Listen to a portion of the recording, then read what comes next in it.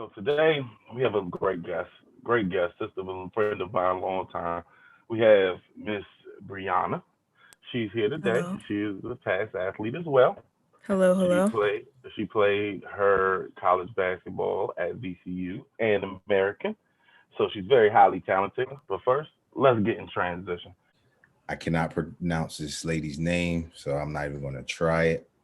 But the quote says, always make decisions that prioritize your inner peace. All right. Mm, that's So powerful. I heard that and I heard your story. They kind of mixed together. Yeah, So unpack that for us and tell us how near and dear that is to you. that's real. I mean, that's every day for me because especially while we're sitting here recording this episode virtually, right, from our homes because of this pandemic, every day is a decision to do something for your inner peace.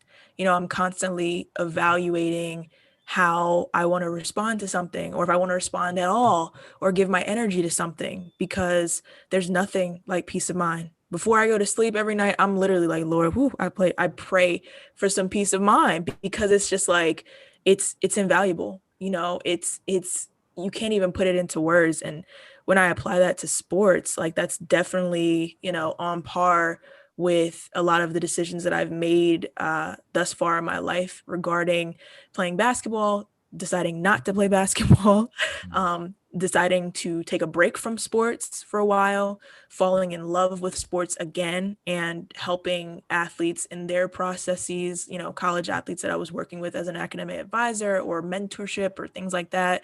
It's every day. Every day I'm contemplating that for a good reason, right? Because mental health is so important. I guess that quote was, from Oh, it was like to the T. My life to the T, for yeah. sure. Good. For sure. It's probably everybody's life at this point. You Nah, stopped big and fact. then fell in love with it again. Talk about Yeah. when was that? Oh my gosh.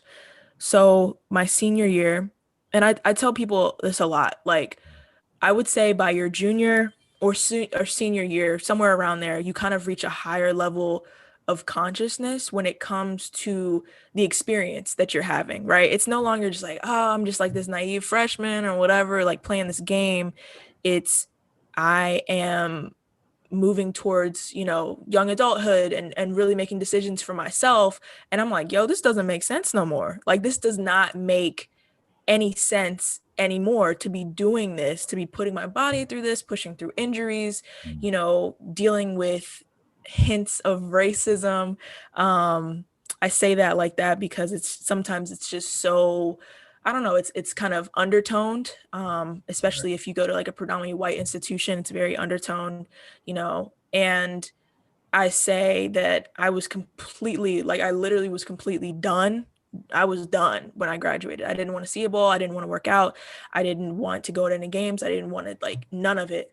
Right. And I was just burnt out from the experience because I just gave so much of myself. There was no boundaries. There was no nothing. There was no inner peace. Okay. It was just me consciously doing something. It was like the definition of insanity, just doing all this stuff over and over again and not getting any different results from it. And I was done. Like Done. I was done. Like I didn't want to see a ball. And I fell back in love with the game. Matter of fact, I won't say before I fell back in love with the game, like I had to heal from the process, right? Like I had to heal from what I just went through. Like people will be like, yo, it's not that bad. Y'all, you get gear, you get this, blah, blah, blah. I'm like, you don't understand all the different things and the politics and the business aspect and your coach up your butt about something. Like y'all don't understand what that does to, a young mind. Like, you're a kid in college. These are your formative years. You're just exploring. Like you have no clue, who has your best interests at heart. And these coaches sell you a bill of goods right before you or after you commit. You're just like, oh my God, what did I just get into? Right. So when I was done senior year, I took a break. And then eventually a family friend was like, hey, you trying to coach middle school girls basketball? And I was like, oh man, I thought I was gonna get away from this game. I don't know what's going on. Yeah. So I get the offer to coach middle school girls basketball, making like pennies, making like pennies. But I saw the joy that it brought them, right? Because, you know, these are fifth, sixth, seventh, eighth graders, right? Like they haven't even tapped into the more serious side of the game. And they're just doing it because they like to do it. And I was like, dang, like, wow, look at how much joy this brings. And look at the mentorship I get to offer and how I get to just be a role model for these young ladies that are growing up. And I was like, oh, this is cool. Right. So, you know, that's kind of how I transitioned, how I kind of healed. And it definitely takes a long time to be able to unpack the process, like therapy, all of that's kind of all encompassing, and the healing of, you know, the transition and the healing of like what just happened to me. Right. So And there's two things that I you know, that I kind of I want to pick out of what you said. yeah, When you walked away, you talked about you dealing with injuries. Talk about for that. sure. Like, what are some of the insignificant injuries that you dealt with that kind of took a toll on you on your body? I know for me, Yeah. I tore my ACL on both. Ooh, on both. On both. Dang, Dom. It's like, Both the you know, knees gone. that was the moment where Yeah. I'm like, yo, I'm gonna need to be able to run around and walk with my kids. So that Yeah, was for sure. what I made for my inner peace. And I don't know Mhm. if you have a similar story to that, but Yeah, it was crazy because like my freshman year, like the point of the season where it's like, you know, you finally start getting a little rhythm, you're learning the playbook, you're starting to play more, like things are just looking up because you have to go through that like freshman like hill, trying to get over the hump, trying to get to the playing time and, you know, your coach's trust and all of that. So I'm finally reaching that point. Then boom, we're in practice. I jump up to get a rebound, come down, my knee shifts in and out. I'm like, oh, that's cool. Like my knees crack all the time, like no problem. But what ended up happening was I chipped a piece of cartilage in my knee, and my knee blew up, obviously responsive to that injury. And I had to get surgery, get the cartilage pieces that had, you know, been mm, messed up removed, and that had to heal again. So that was just a long process. They said, oh, it'll be a month. And then the doctor said, oh, you getting shut down for the season, don't even worry about it. So that was a significant one because it was like my sophomore year, I had to completely start over again. It was like a freshman year all over again. I'm like, man, I gotta get in shape, I gotta do, and I had to do it with a new coach. So new coach didn't recruit me coming in as a freshman again, and it was a lot to kind of handle mentally, emotionally, physically, coming back from that.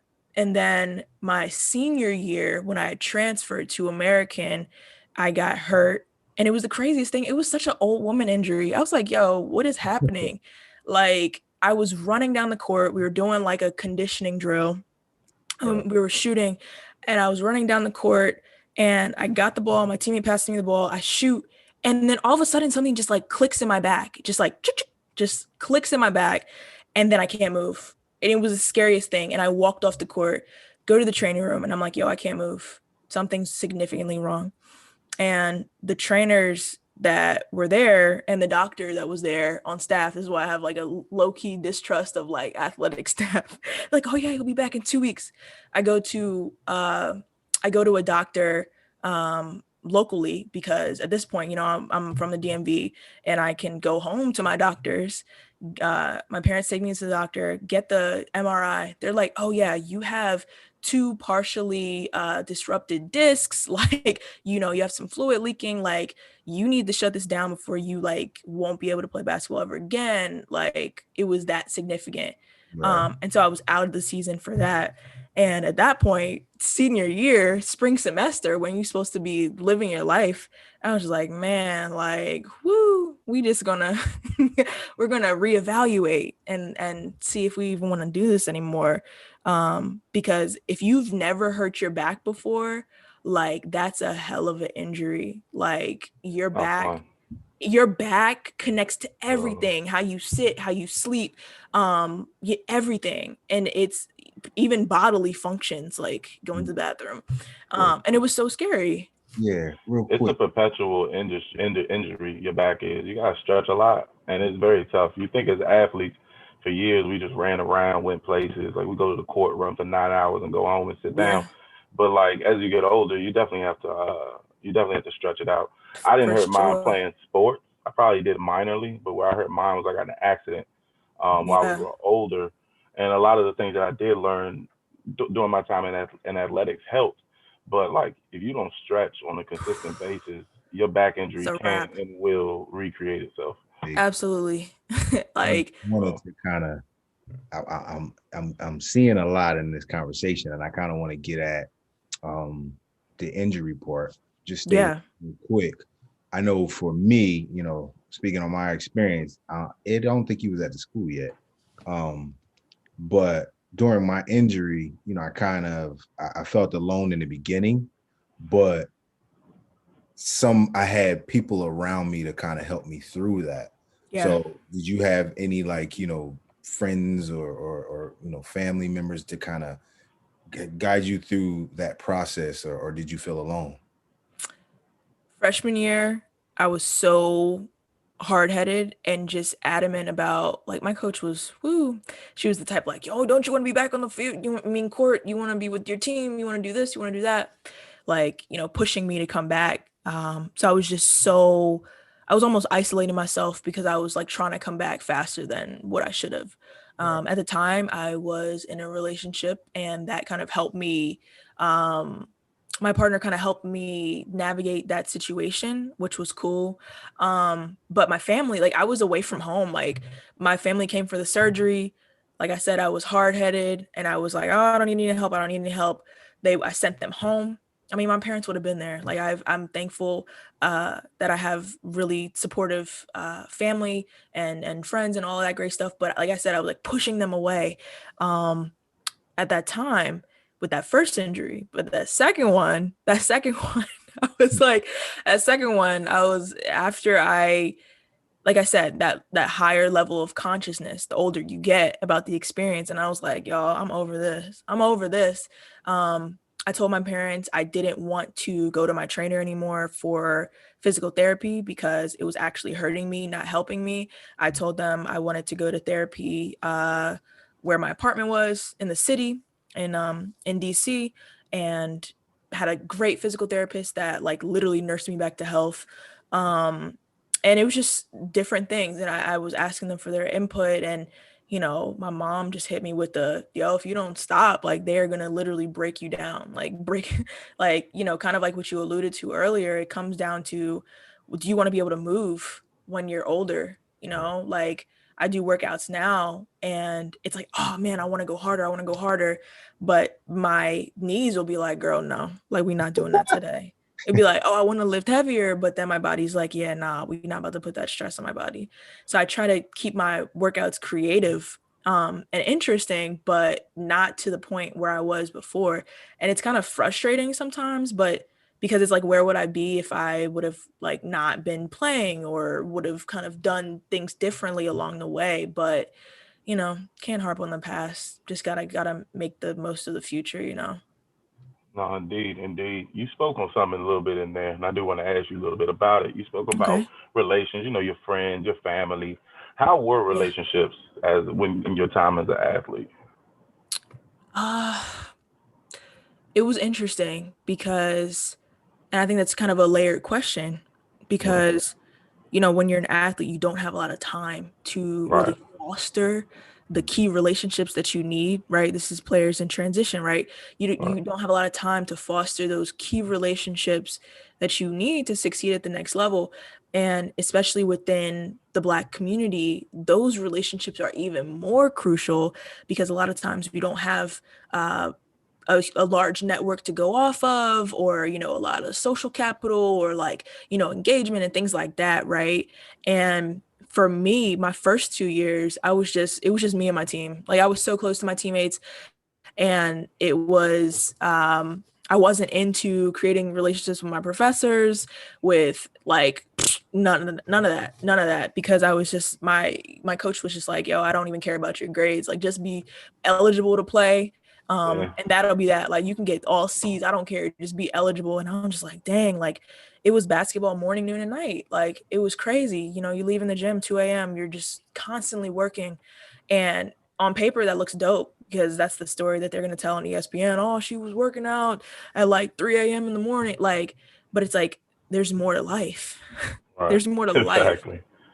So So much when I more. transferred, yeah, definitely. So when I transferred to American, I did so knowing that I wanted more. I wanted more. I was like, all right, it's time to get people don't know this, but when you transfer, your GPA resets. So it was like, Yeah. boom, I get Yes, it this, does. I get this second chance But to that's like put bittersweet it though. That could be together. good and bad. That could be good and bad. Because when I Yes. was at Winston-Salem State, I left out of there with a 2.51, and when I graduated from Wagner, I had a 3.49. Yeah. So yeah, well, I didn't graduate from Winston. When I left with a 2.51. Yeah, for So it can sure. help. So it can definitely boost you. Yeah. I completely turned my GPA around. I think when I left VCU, I was crawling out with like a barely a 3.0, like crawling out. My spring semester was like maybe a 2.8. I was just Right. partying it up, wasting my money, just whatever. Woo, I don't have Yeah. to do any workouts with y'all. Bye. Right. By the time I got to AU, my cum was like a 3.7. So completely flipped it at a major, private institution that was all ritzy and international and this, that, and the third. And I knew I wanted more significant opportunities because I was like, all right, yo, again, higher level of consciousness.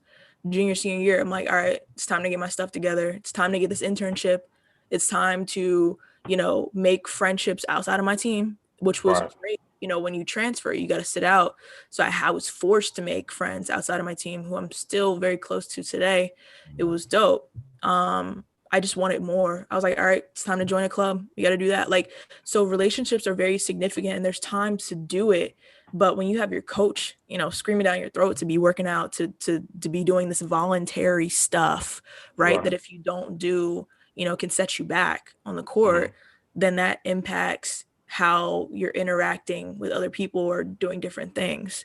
So that's a major issue. But Indeed. obviously, at American, sports is kind of second to academics. Like literally people will be like, yeah, I got to study tonight. I can't go to the game, like that type of thing. Right. They aren't pulling up to the game. So Right. it was a different vibe. And my teammates were on the same kind of plane. They were like, yeah, we got to Mm-hmm. study, we got to do this. And it was infectious. And that's kind of how I changed the mindset of that. Okay. Yeah. Okay. So Earlier, how was it? You said you went to American. Real quick. Real quick. Real quick. You went to Yeah, American. That's I in did. DC. I You did. got Howard, Yep. Georgetown, Yep. Bowie State, UDC, who Hmm. some people don't know, DC does have a school. Yeah. American. Am I missing any Trinity? Trinity. Gallaudet. I'm gonna go ahead and show Yep. love to Gallaudet. They are a reputable institution. Um, GW. GW. Right. George Mason, not too far. Not too I far. say all these schools because how was that socially? Outside of Ooh, school, how was it it was being the fun. athlete in the city? Because we were technically in the city, but we were on Staten Island, which is like a silo, and then Yeah. we were in Winston Salem, which Yeah. is well, I was in Winston Salem, and that was like a stop on 85, a big stop on 85. Ran Pride all day, but Yeah. nonetheless, it was off the highway. That if you didn't know a school was there, you Yeah. keep it pushing. So how Facts. was it socially being an athlete? Not only do you have your academic rigor, you have your Yeah. athletic rigor. How was that with all included?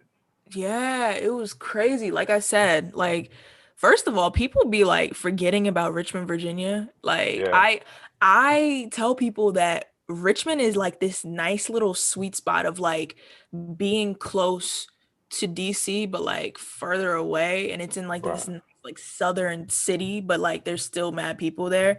So Hmm. I was partying there and like I said my GPA was slipping. It was slipping hard Right. because it's like as athletes it's like once you get that day off it's like that you go hard that day off and if Okay. it's on a weekend it's a wrap like Yeah. so and Exactly. Well, basketball culture is a lot different at VCU than it was at American. Like VCU is a huge basketball school, 30,000 plus students.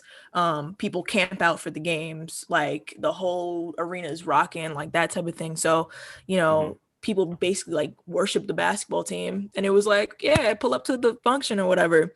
And right. so when I got to American, it was cool. I definitely like partied at Howard, partied at Georgetown. Um, did some stuff at GW. Was it still during the go-go era? Was there still some go-go's for you to go to at that time? I mean, I I went to know a you lot of that age, you're an go-go's. American, you may or may not want to go to a go-go. I But went to a I lot know of I would go. have till they shut them down. I went to a lot of go-go's in high school. I went to a Of lot of course, go-go's in high 20 for school. 20s. Yeah, yeah. Yeah. Went to a lot of go-go's in high school. By the time I left to go to Richmond and came back, it was starting to fade out, which It is so died out. sad. It's so sad how they're doing DC right now. That'd be a whole But nother pod. yeah, facts. That's But Yeah. yeah, so needless to say, it was cool. Some people have fakes, but I kind of waited my time And for a look, we little are bit. not indicting ourselves on the podcast. We're not. I said allegedly some people that Let's I may say or may not her, even know. or you, or Fair us. enough. Okay. Yeah, Many. allegedly Fair enough. some people that I Right. may or may not know. Right. I May or want may to not have to had. yeah. I want to go back to your transition because I think it's Yeah. you have a unique perspective based off of that conversation. You fell in love with basketball again. I kind of feel like you fell in love with coaching. I, Mm. I don't feel like you fell back in love with the sport. I kind of feel like you fell back in love with helping people. Yeah, I fell in love with, I guess, the process. So I wouldn't even say Mm. coaching. Like I would never, do you hear me? Never would want to be a coach. Because there's just so many layers, especially at the collegiate level, right? You're not just responding to your athletic director, you're responding to that university president who's paying you that obscene amount of money, who now is getting pressured from their board because the wins aren't coming in. And now you have to put pressure, an insurmountable amount of pressure to a 17 to 22, 23-year old, and it looks really bad. So I would never want to be a coach because I think the intentions just aren't there. Level. Right. Right. At a college level or just period? I would say period. I don't know. Would I be great at it? Probably, because I don't do anything like half-assed, like genuinely. But there's just a lot of politics to it. I'd have to really be into it. And right now, at this stage of my life, like I'm into like disrupting the game. I'm into the processes, the organizational perspectives, the diversity and inclusion, the importance of putting more women into these spaces. That's what I'm into. Like coaching is kind of like I'm into it. I Right. definitely shout out all the coaches out there. I think there should be more Black coaches, but that's a whole other thing. But right now where I'm at personally, I couldn't see it. So I would say I fell more in love with helping, with mentoring, with kind of opening people's eyes to what the experience is like, which is cool. I don't know. I value relationship building. So I think that's what I was getting at. Not yeah, definitely. as coaching the career, but mentoring basically. For sure. Love it. Right. So Definitely a great avenue. Yeah. Definitely a great avenue. Because you coach too, right, Don? Yeah. I say that. I went to this man's game. Yeah. Of course, I know he coaches. Them kids, man, they get on your nerves in the beginning, but at the end, when I get a certain fulfillment after they've told me, thank you. You know what I mean? Sure, because, for sure. And it's like, wait, I want to, For sure. But you know what? Even bigger than that, thank you. I feel like the comeback comes from you seeing that person become a better either athlete or even for me, a better person.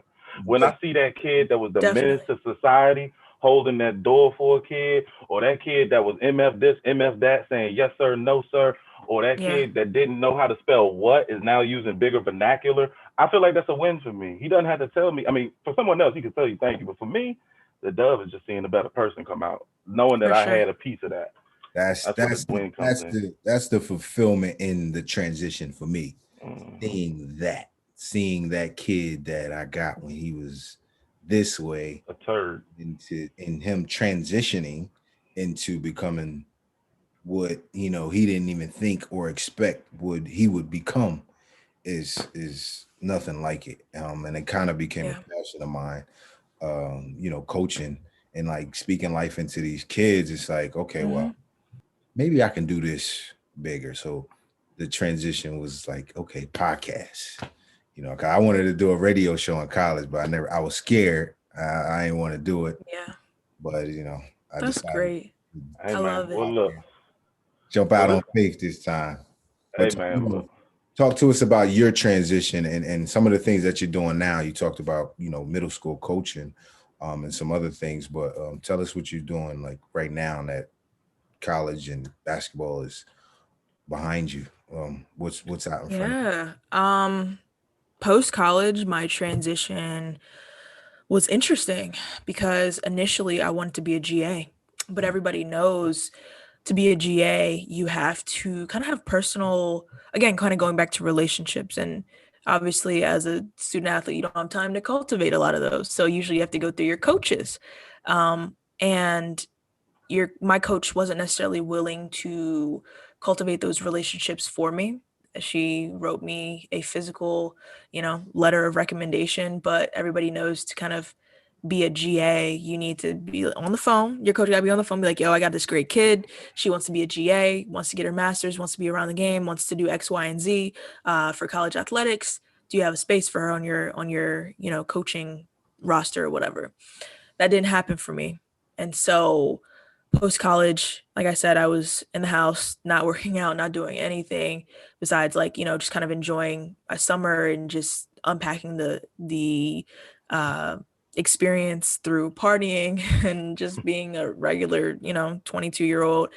And then I got offered to coach, and then I got my first post-college job offer, and I was working at an investment firm, which was completely opposite as to what I even majored in. I was a psych major, got a message on LinkedIn saying, you want to do this work? We can train you in 6 weeks. I was like, dope, like I need money, like let's do this.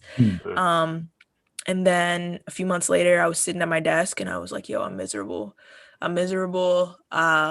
This isn't for me. I don't want to be sitting at a desk for the rest of my life. It's uncomfortable. I need to be doing something more active. I was like, yo, I want to go back to school. I want to go back to school to reclaim everything that I wasn't able to do in undergrad, right? Form those relationships, join those clubs, work out like a regular person, just be out there doing the little Zumba classes and, playing pickup ball or whatever I wanted to do. Being able to listen to dope speakers that came to campus, and just be a student, be engaged. So I was sitting at my desk and I'm like applying to grad school. So I apply, get into grad school, end up moving to Philly, and the rest is kind of history. So I'm like blanking on my own like life. I'm now I'm now a management consultant. I'm a management consultant in the DMV, and basically kind of like what I said earlier, I look at business inclusion and that like supplier diversity and kind of like bringing minority-owned, Black-owned, women-owned businesses to the forefront and helping them get opportunities. So it's kind of right up the alley of what I studied, not necessarily in the sports sector right now, but that's what Black and Ballin is for. I run Black and Ballin, which is basically an empowerment brand. Like I share knowledge with Black athletes in particular because they're the ones who are kind of both the focal point of the athletics experience, but also the ones that get forgotten about when it's all over and get hit with the most, I guess, significant losses. So I took my research and I created something digestible. And so I do like funny little reels, or which are kind of like TikTok videos, or I do certain posts with graphics just to like give digestible content. And I'm constantly asking myself, like, as a 17-year-old, 18-year-old, like, how would I want to see content? What would I have time to see? What would I have time to engage with? And so that's kind of how Black and Balling kind of evolved. It started as me wanting to just repost what was going on in the social justice sphere at the time, because I started Black and Balling in June, and it evolved into me doing my own content. And so that's kind of what I'm up to now in my transition. And it sounds so much smoother than what it was, because it definitely was a roller coaster And it included, me finally going back to therapy, or going to therapy, like not going back, going to therapy, like consciously choosing who I wanted my therapist to be able to just vent. Like, people have this, especially in the Black community, have this misconception about mental health. And it's like, oh man, you got to have like a major disorder to like go. And it's like, nah, man, I just want to vent. I want to vent to someone who's like not going to judge me, who's probably going to forget about the conversation anyway, and who is literally legally supposed to just keep this information to themselves. Not everything you can kind of divulge to your family or your partner or, your friends. It's like, sometimes I want to talk to my therapist about what my trifling friend did the other day, like all of that stuff. And, it takes time to unpack. And I'm kind of giving a brief synopsis of it all, but like, it definitely kind of takes time when you're transitioning out and you still have hints of being lost, of not feeling adequate, kind of imposter syndrome of feeling like, yo, what am I going to do? What's my next passion? After I've been playing the game for, 17 plus years or whatever. I was like, shoot, I was three years away from like retirement if it was a real job, which is crazy. But I don't know, the transition is so interesting and everybody's all into it now. It's like a hot subject.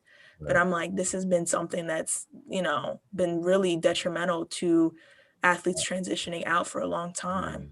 I think, people have spoken about it and spoken up about it, because I know at the rookie symposium, I know that even in, our regular meetings throughout camp, you have people that come in and kind of give you the support, basically. And you got financial advisors, you got people coming in and telling you what to look for. Mm-hmm. But it's like, some people don't listen until it hits them. Facts. You know what I mean? So, what it doesn't pertain to I'm you. seeing is that most of the athletes that look like us are trying to, now that we have the platform to do so, we're trying to talk about it more often so that these kids really sink in.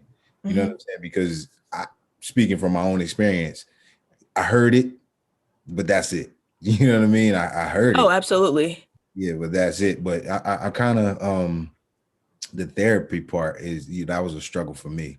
I kind of felt like I would be, weak as a man to not be able to handle, some issues that I might be having. And I use journaling as therapy to me, and not going to see a shrink, basically what people say they call it.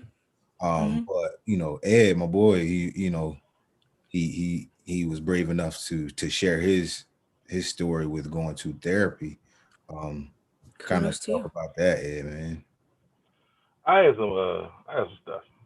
We all do. But sometimes you just gotta break down and go down to see the person. Right.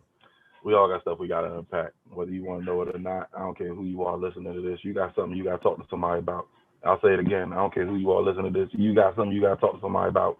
Absolutely. But you just gotta be real with yourself to understand. And sometimes it takes a level of humility to look in the mirror and see that even though you may be that CEO of PricewaterhouseCoopers, or you might have $1 million in the account and $1 million under the bed, that doesn't mean that you're a whole person.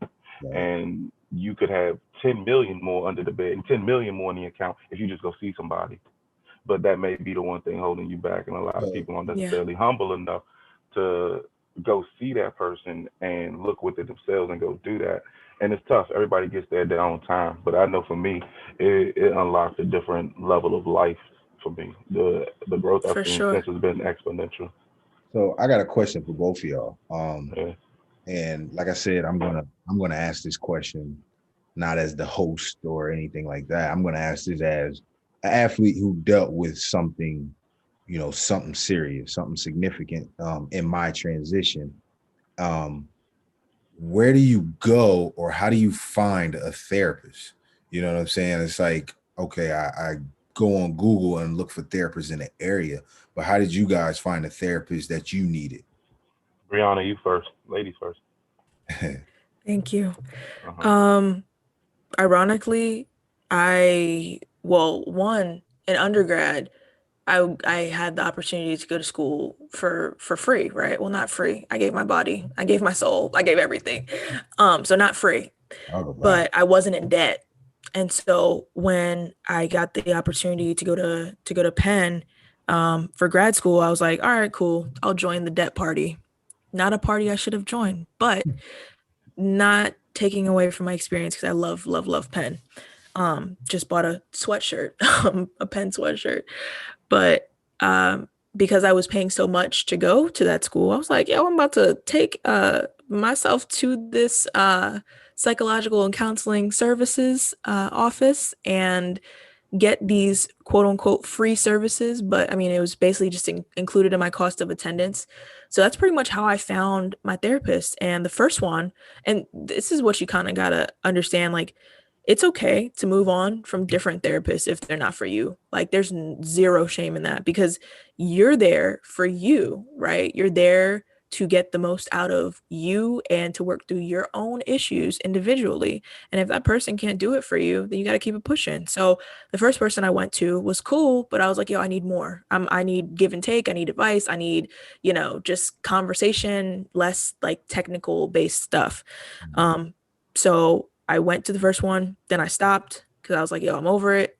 Then I was like, all right, let me take my butt back because, grad school is stressful. I just want to vent. I want to just like unload, and found a great therapist and was sticking with her like for a year and a half after because, I was at school and the service was offered for free. That's basically how I found my therapist.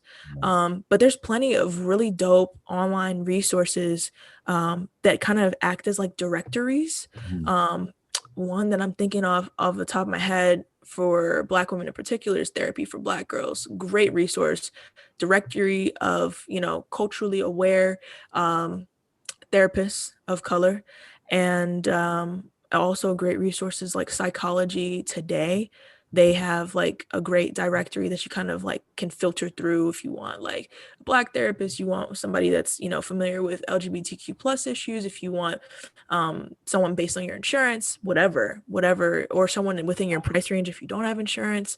So that's kind of how I found my therapist during school. Right now, like I don't have a therapist. I'm definitely, after the entire year that we've just had, I've been kind of practicing more meditation, more just trying to practice everything that I learned so that I'm not just boom, let me just run back to therapy. I'm like, let me like practice, let me see, like get deep inside myself and practice what I just took a year and a half to learn or unlearn rather. Like if, I'm trying to, make sure I'm implementing some type of good habits or meditations or just breathing, like simple things like that really have helped me along the way to kind of create my own like ambiance of calm and peace.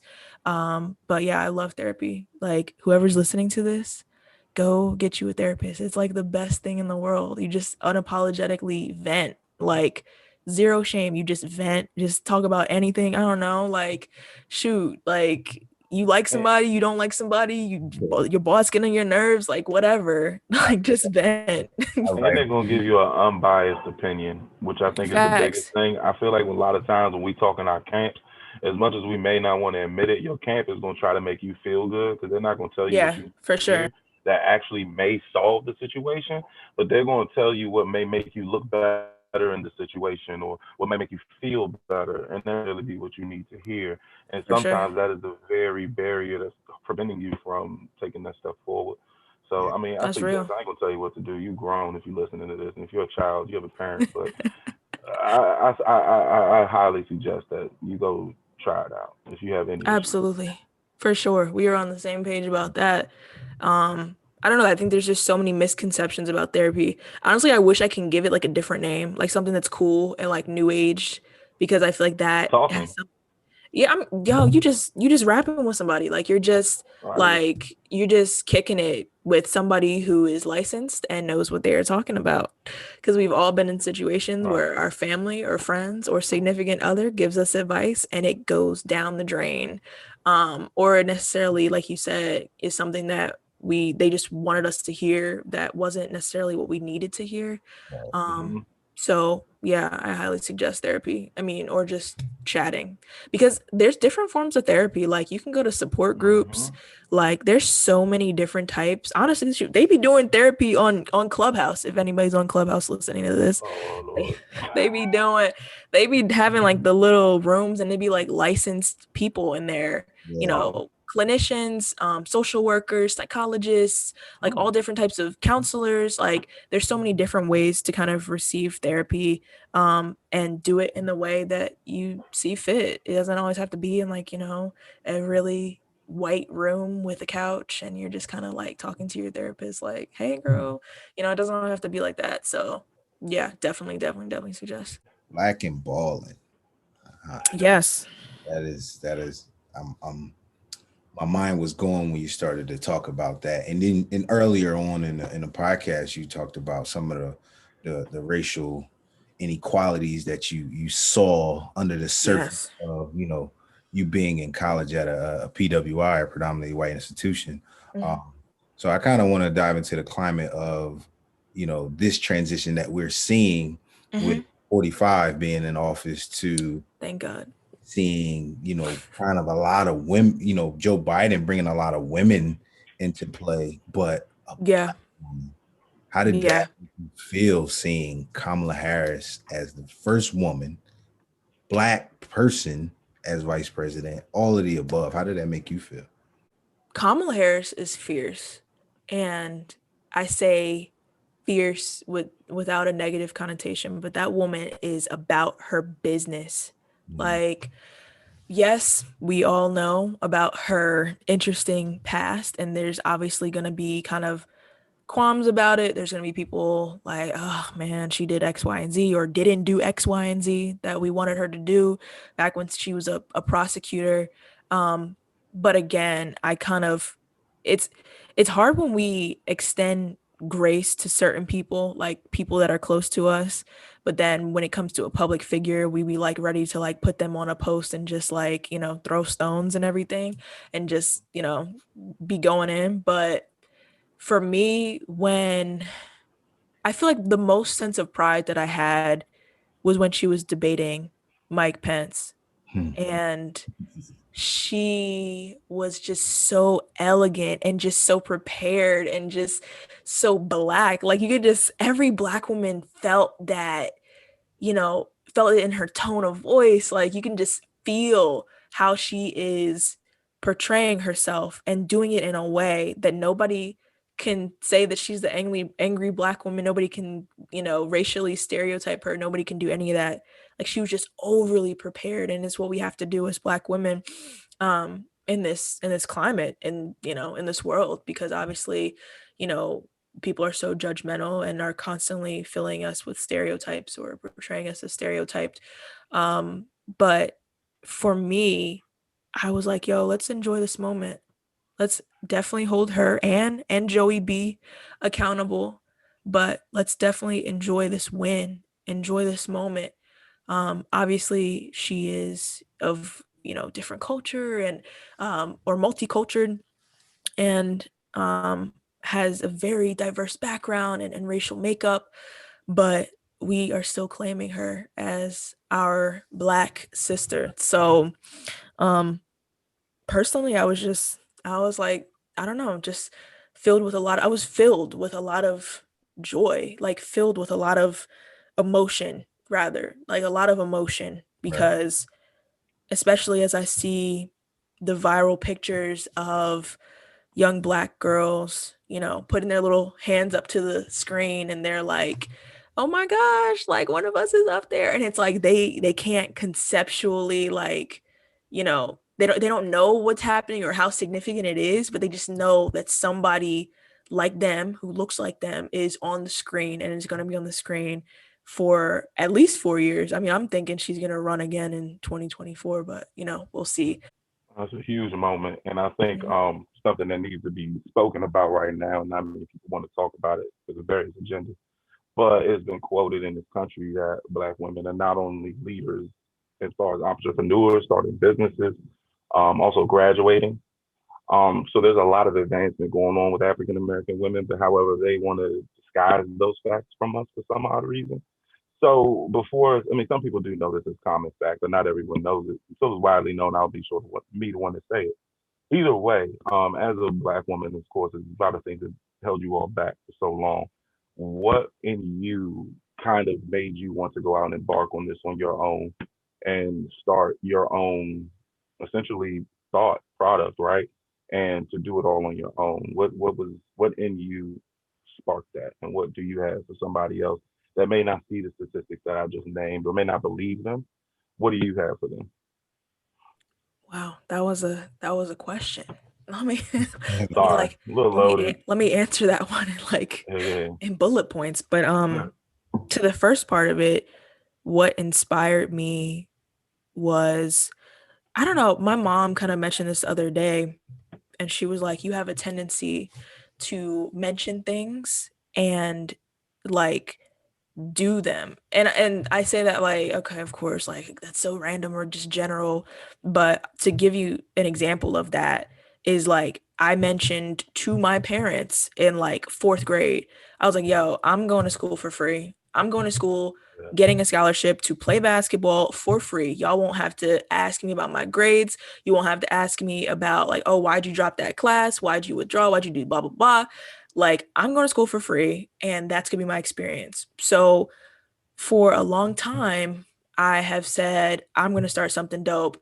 I don't know what it's going to look like, but I know that I want to run an organization how I think it should be run. Like I said, like I study organizations, I study the pitfalls of organizations, why they're unsuccessful, why people aren't happy, why they aren't productive.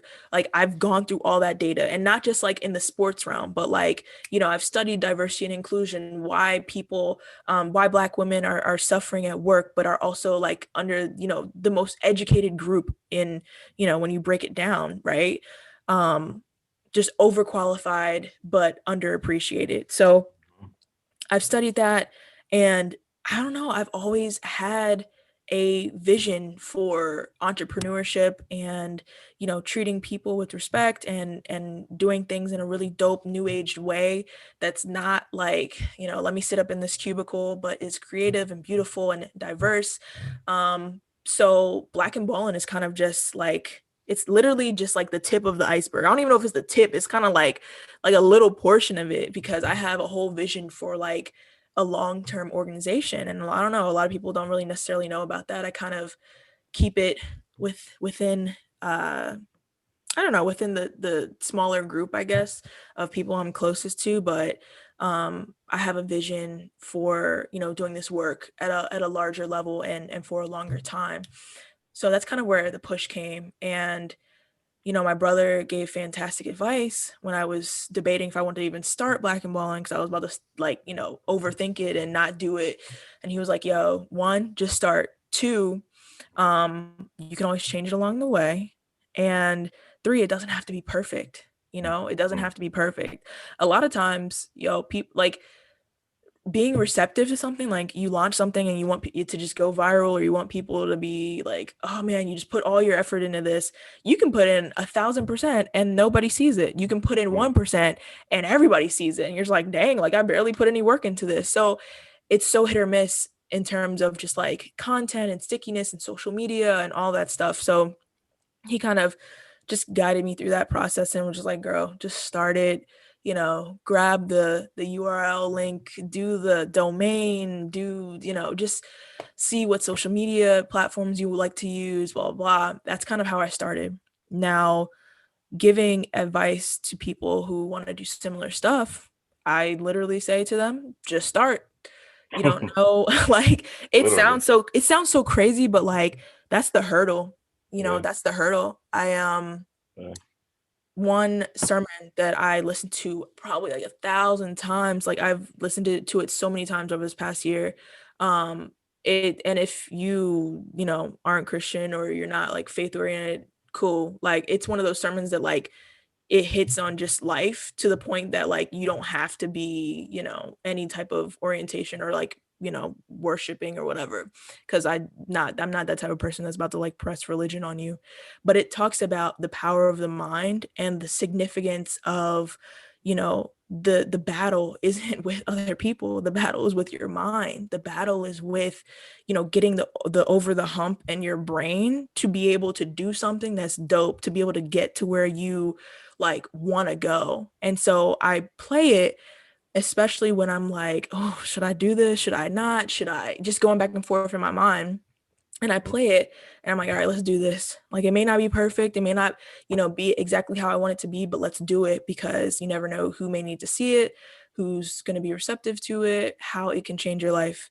So that's kind of what I tell people if they're starting something new, because I mean, it is scary and the battle isn't with other people. Like, who cares about other people? Like, people are into their own world. It's like the battle is within your mind of like, do you have enough courage to not care what other people think about your work to do something dope? Because somebody needs to see it. And, you shouldn't be hiding, your great gifts, because like I said, somebody is going to receive that and it's going to change their life and you're going to feel very fulfilled from it. So why not?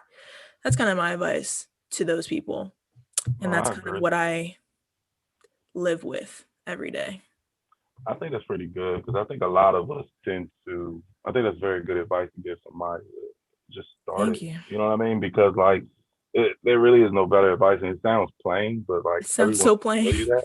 But it's like, as athletes, when we talk about transitioning, you want to use skills throughout your transition in life, not only from sports to life, but as you matriculate, we call life. And one thing we learned as athletes is we wanted to be so perfect, forgetting that the first time, I know for a fact, the first time I played soccer, literally, I caught the ball. Like, I made a mistake. And everybody laughed and parents got mad, but I came out that next week and I played the game. And I think a lot of us just need to really take that mentality toward what we're doing after sports. It's like, understand you're going to have some plays where you're going to get rocked, you're going to get shook, you're going to get thrown out the stands, whatever your thing is in your sport, you're going to get hurt, whatever. But understand that there's another play. And as long as there's time on that clock, there's time for another play. Yeah, I that's such a great point, because I know I had to get used to it.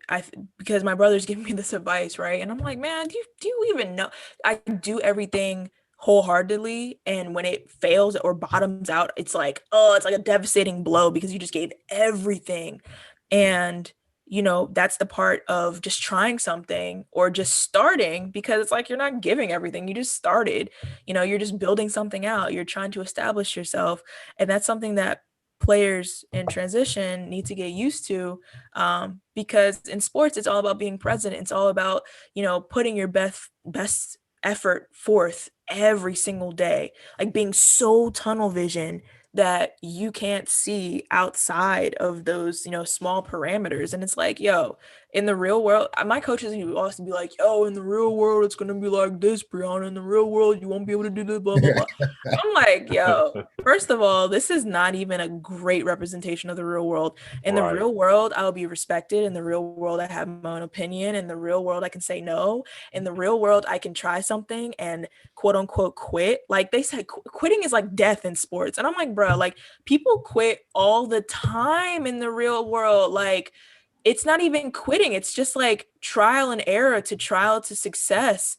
Like you're just trying something out and you're just seeing how it's going to pan out. If it doesn't, you pivot. Like that's it. That quote.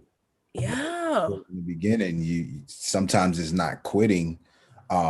It's choosing your inner peace, making a decision to that's put real first. Absolutely. Full circle. Me, when I tell kids, to not quit, because had I quit it when I was 7 years old, when I first started playing football, I would have never knew, how much I would fall in love with this sport, right? Because I wanted to quit. We talk about, just trying things and getting into it. My first time playing football, I got hit so hard, I wanted to quit. It was over. It was over. For sure. I mean, okay. So let me give a disclaimer, because what I'm not saying is to just start a whole rack of stuff and just be up and leaving. That's not what I'm saying. Okay. Like I'm sitting here, I'm learning throughout quarantine. I'm actually learning the ukulele. And let me tell you, like starting the ukulele, I was so frustrated. That's another thing that you kind of get as an athlete, because you're used to being good at something. Like it just clicks. Like it's like poetry in motion. Like I could eat, like I'm washed right now, but I will bust your tail on the court. Like still bad knees and all, right? Like I'm learning the ukulele. I'm trying to get my fingers right. I'm trying to learn the chords. I'm trying to what is this? And it's frustrating at first when you start something new, but like now it just flows. Like I highly see 2 books I highly suggest. One, Flow by Mahali. And it basically kind of talks about this experience of like finding that sweet spot between like challenge and like boredom. So like that sweet spot where things are just kind of aligning and you're doing something. And at first, when you start something new, like it's not going to flow. But as you get better and you get more challenging and upping the ante with like what you're learning and what you're doing, like it starts to flow because now your skill set has evolved. Really good book, kind of dense, but really good. The second book is called Designing Your Life by Bill Burnett and this other guy. I always blank on his name, but Bill Burnett. And it's a phenomenal book by 2 Stanford design guys. And they take design thinking from engineers and they apply it to life. So you literally are going through the book.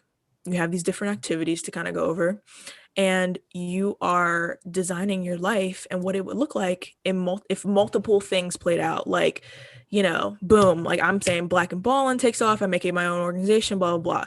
Boom, like management consulting takes off. I am, doing government contracting and I'm making the buku money that the government contractors make. Boom, I'm on some island and I'm DJing because I love DJing. I do that too. I love DJing. I love music. I'm on some island running my island, tiki bar, and I'm DJing. Like just all these different options. And you kind of are playing around with these things so you get used to, just exploring. You get used to exploring. You get to see what your life would look like if you kind of explore different options and you do it in a way that's more digestible. So it's not so overwhelming, because I know that change and starting something new can be really overwhelming, but it can definitely be worth it. That was amazing. So thanks. To end the show, sure. This is kind of like a surprise. We wanted to add a little flavor to the show. Okay, love some seasoning. Perspective, and we call it extra point. Okay. Football, extra point is, Yeah, after the field goal. After we done scored. Or after you scored. Yeah, and then after we done scored, we done the hard work's done, the drive's over. Yes. Yep. Band. So within this part of the show, we allow for you to kind of touch on something that's totally off topic or something that we hadn't talked about that you would like to talk about, or we give you the opportunity to kind of ask us the question, right? So now you can turn this into your show. Oh, wow. Dang, y'all really caught me off guard.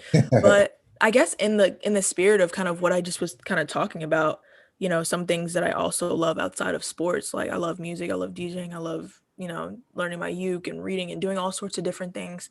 What are some things that you both are kind of learning to love and learning to have a passion for after, the significant time in your life of playing sports? Like what's something that, I don't know, a quirky skill that you're learning or something that you love to do that is, running neck and neck to your love for sports?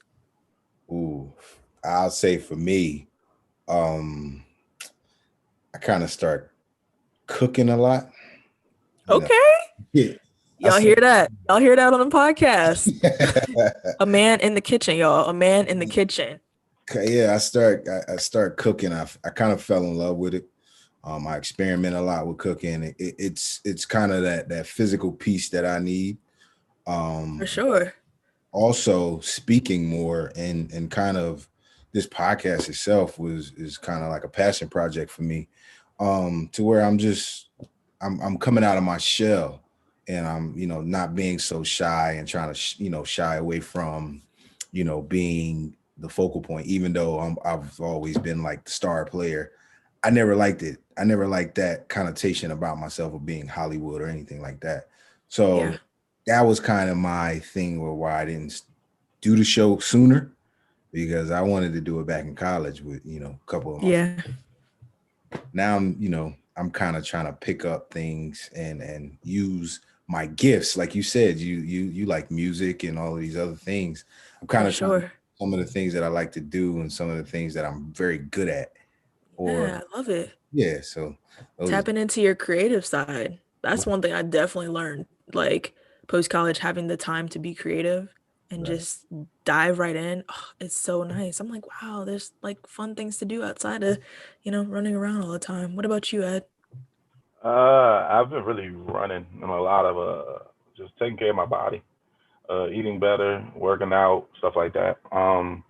My body gets into this weird part of the year around like July, late June, early July, where it just goes in like overdrive and like I gotta pick up heavy things and run and I'm just highly active. I think it's because for so long I trained my body that it was gonna be time to run into another person for 4 straight months. So I think my body still thinks like, okay, like even years later. So I took that energy this year and a little bit before during the quarantine started, and I just been running a lot. I just do a lot of running. It was a barrier for me for a long time. Anybody that knows me pre this podcast, really pre quarantine, I'll say, um, they knew I don't like running, but it's really been a thing. Helped me channel that, to control some things. One, to force me to do something I don't want to do to receive the result that I do want.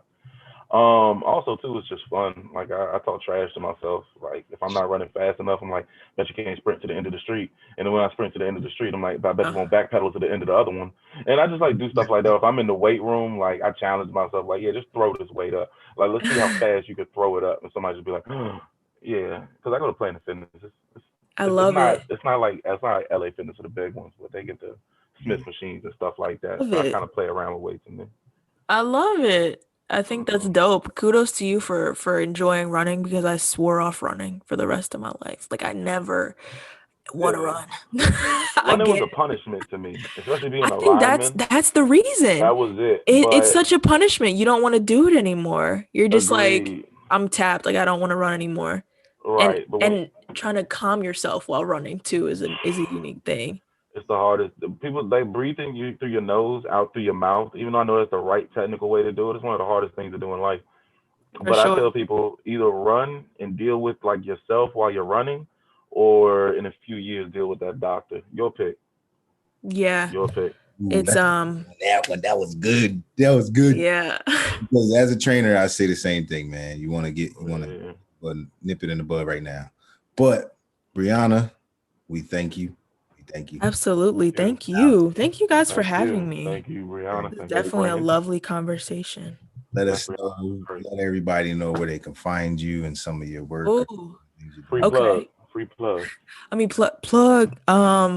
If you want to find me on LinkedIn, you can find me on LinkedIn at Briana DuBose, BRIANA. My last name is DU capital BOSE. You'll kind of just get like all the, I guess, my stats or whatever, professional stats, and my life as a management consultant. If you want to find me on Instagram, it's DuBose BL, DUBOSE BL, but Black and Ballin is probably where you can find me most. So it's literally just Black BLACKAND Ballin BALLIN. So that's probably your best bet. And we're on the Player in Transition podcast too. So all right, so we're going to end it with the quote, man. Remind everybody that always make decisions that prioritize your inner peace. Thank you, Briana, for sharing your evening. Definitely.